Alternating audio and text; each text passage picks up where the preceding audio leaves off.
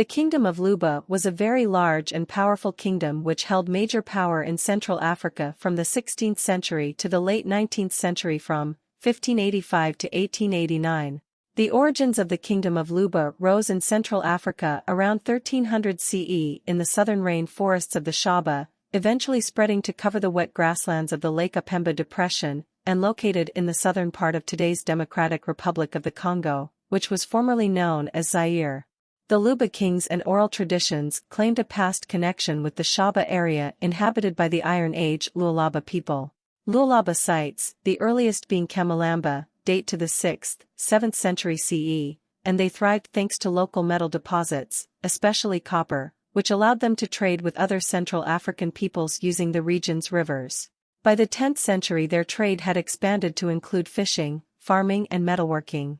Metalworkers depended on traders to bring them the copper and charcoal, and in return supplied them with fish, farm products and metal articles.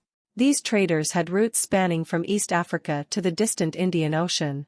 The region shows evidence of agriculture prior to 1100 CE and involved the raising of such crops as red sorghum, millet, yams, bananas, beans, sugarcane, and groundnuts. Rich agricultural land was only available in pockets, and in between these were large uninhabited areas which were used for hunting. This natural distribution explains why many small but independent chiefdoms sprang up in the region. There was also fishing in lakes and rivers, and the herding of animals such as pigs and horned cattle. Local metal deposits of iron and copper continued to be exploited. Crafts included pottery, basket making, weaving and the production of salt, palm beer, and copper jewelry.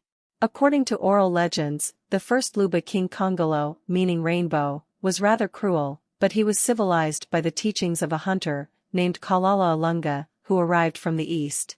This hunter slept with two sisters of the king, and one of the children of this union, when grown up, left Luba and sought out his father who had by then left the kingdom.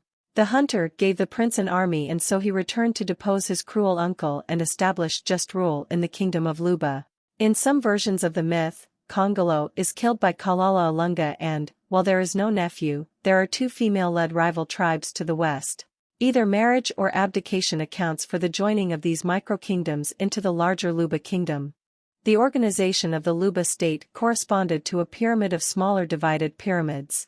At village level, households were linked by patrilineage. Relations between the villages were also thought of as relations between lineages, although each district had a titled chief.